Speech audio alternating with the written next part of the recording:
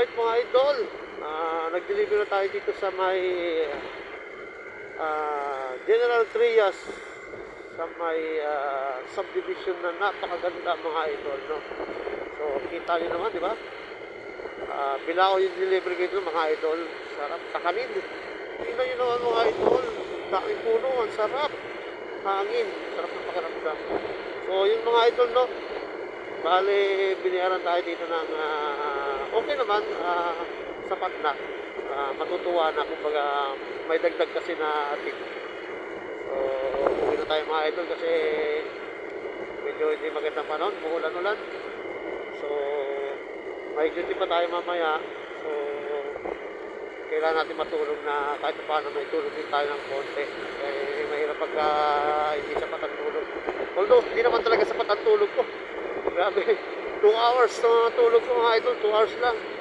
So, minsan, 1.5 hours pa. So, yun no, mga idol, ingat sa biyahe lagi.